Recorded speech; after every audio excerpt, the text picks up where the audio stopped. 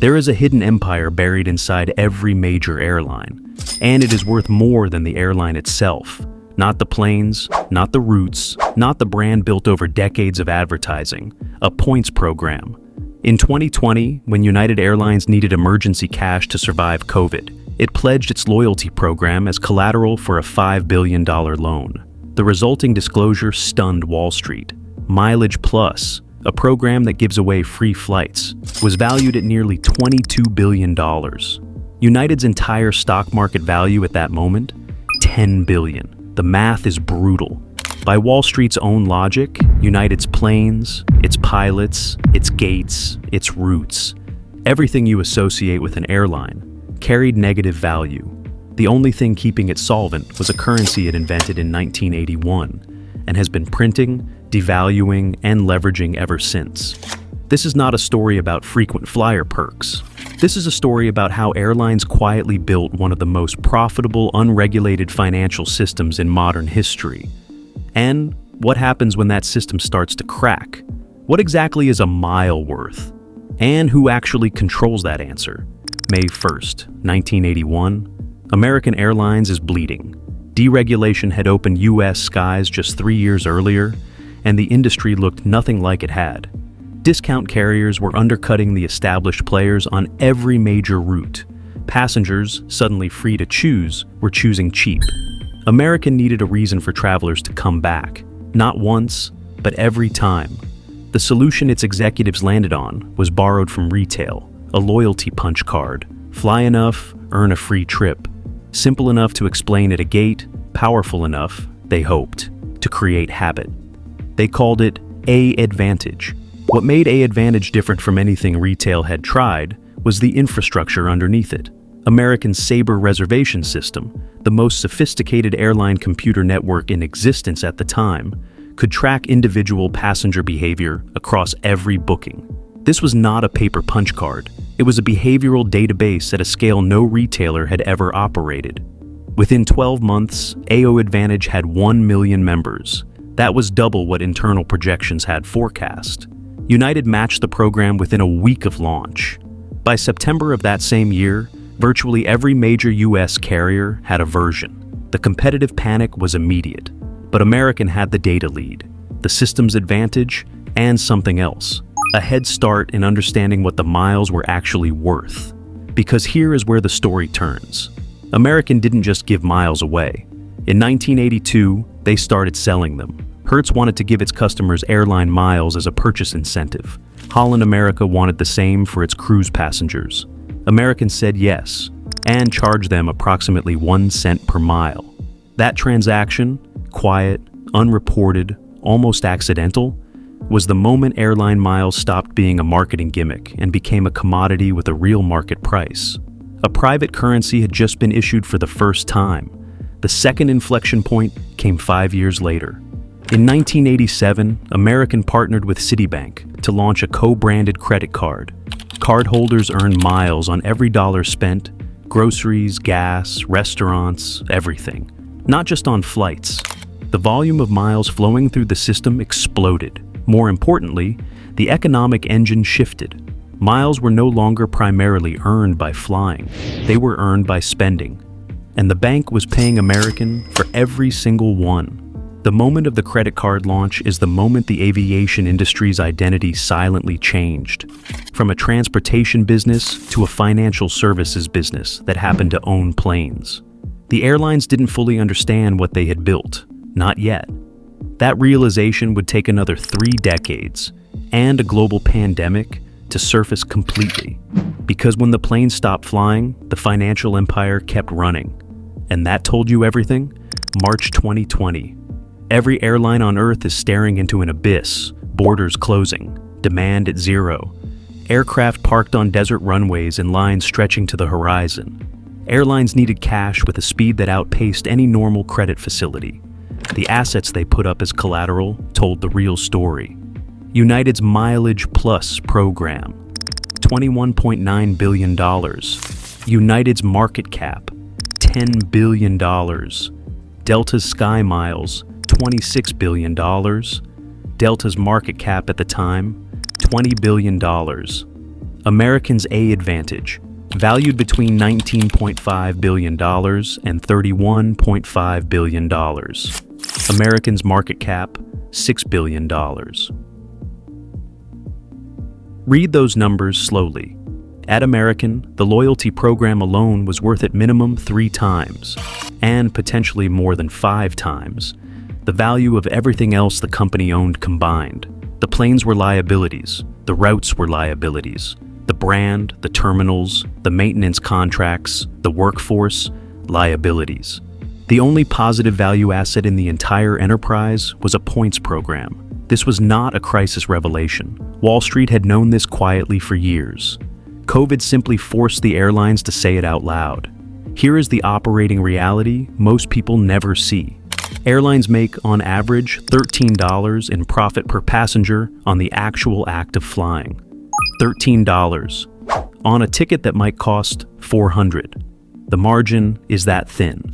The physics of aviation, fuel, maintenance, labor, regulation, weather, consume nearly every dollar a passenger pays.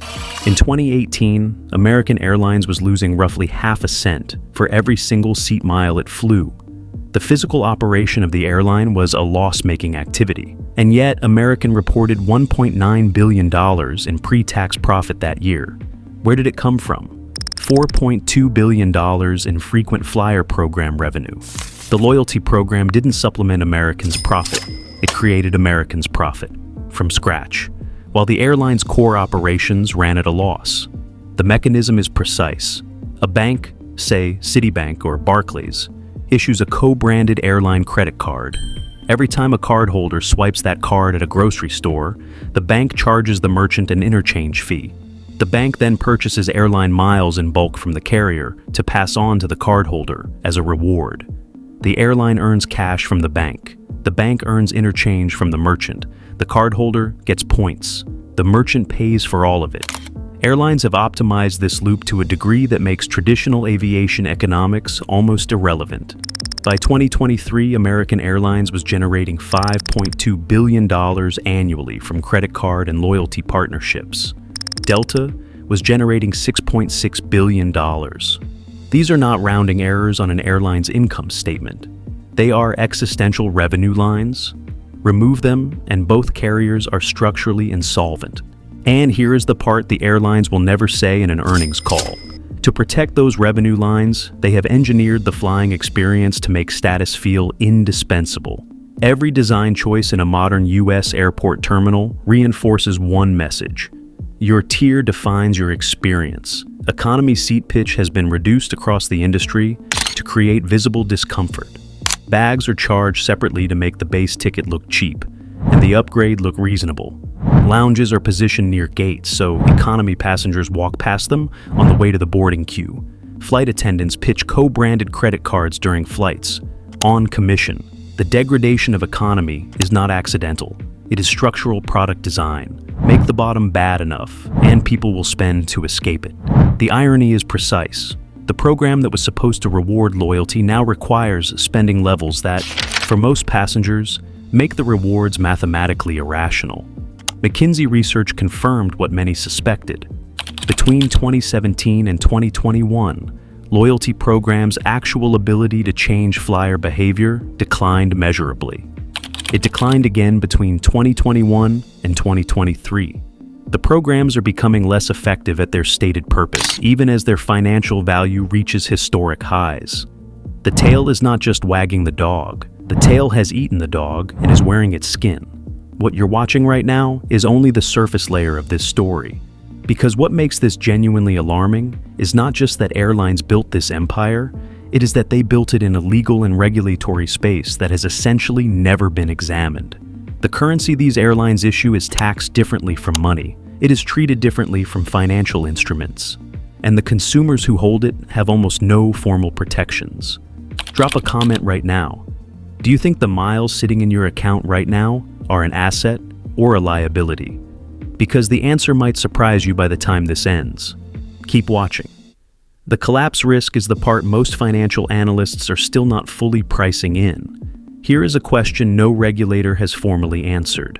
If a corporation can issue a currency, control its supply, set its value, devalue it unilaterally, and use it as collateral for multi-billion-dollar loans.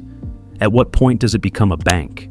Airlines have built exactly that system, and they have done it almost entirely outside the regulatory frameworks that govern actual banks and actual currencies. The tax structure is the foundation. Governments classify airline miles as a rebate or discount, not as income or a financial instrument. This means neither the airline paying them out nor the consumer receiving them owes tax on the value transferred. The logic technically is that you're receiving a partial refund on something you already bought, but the logic breaks immediately under scrutiny. A business traveler books a flight on their employer's corporate account. The employer pays. The miles, worth real money, redeemable for real travel, accrue to the individual employee. The employer effectively subsidizes a tax-free personal benefit for their worker. The employee gets wealthier at the employer's expense and pays no tax on any of it. And the airline harvests loyalty from the individual, not from the company writing the check. This is not a loophole accidentally left open. It is a structural advantage so deeply embedded in airline economics that any attempt to close it would threaten the entire financial architecture. In 2024, the U.S. Department of Transportation moved for the first time. It launched a formal investigation into the 4 largest airline loyalty programs, citing concerns about potentially unfair, deceptive, and anti-competitive practices. The first serious regulatory scrutiny these programs had faced in over 4 decades of operation. The DOT's specific concerns included dynamic award pricing, where the miles required for a redemption fluctuate based on demand with no transparency, and systematic devaluations that reduce the real value of points consumers had already earned without meaningful notice. Delta's 2023 Sky Miles restructuring made the stakes concrete. Delta shifted status qualification from miles flown to dollars spent, and raised the spending threshold for top-tier Diamond status to $28,000 annually. That is not a loyalty adjustment. That is a currency revaluation. Holders of the old currency woke up to find it worth significantly less than it was the day before. There is a number on airline balance sheets that almost nobody discusses. Unredeemed points, miles that have been issued but not yet redeemed, represent a genuine financial liability. The airline has, in effect, already been paid for those miles by the bank. If consumers ever redeem them in volume, the airline must deliver. Surveys show 23% of loyalty program members had not redeemed any rewards in the prior 12 months. That pool of unredeemed liability is enormous. The airlines are counting on consumer inertia and expiration clauses to ensure a large percentage of those miles never get redeemed at all. The business model partially depends on people forgetting to collect what they are owed. If a regulatory reclassification forced airlines to treat outstanding miles as financial instruments, carrying capital requirements similar to a bank deposit, the balance sheet implications would be severe. If consumer trust collapsed quickly enough to trigger a redemption spike, the math could unravel faster than any fuel crisis. The empire was built on a foundation of complexity, inertia, and regulatory silence. All 3 are now shifting simultaneously. 44 years ago, an airline invented a punch card. It became a database, then a commodity, then a currency, then a financial empire worth more than the company that issued it. That is one of the more extraordinary acts of accidental financial engineering in modern corporate history. But every currency derives its value from one thing: trust. Trust that the issuer will honor it. Trust that the rules will not change overnight. Trust that the value you earn today will still be there when you try to spend it. That trust is eroding. McKinsey's data makes it measurable. The DOT investigation makes it political. And every point devaluation makes it personal. Airlines are now trapped in a paradox they created. The loyalty program is too valuable to reform honestly and too fragile to defend indefinitely. The planes are lost leaders for a financial system that is quietly losing the confidence of the consumers it depends on. When a currency loses credibility faster than its issuer can restore it, history suggests the correction is rarely gradual. If this story interests you, the mechanics of how financial empires get built inside ordinary companies, then collapse under their own weight.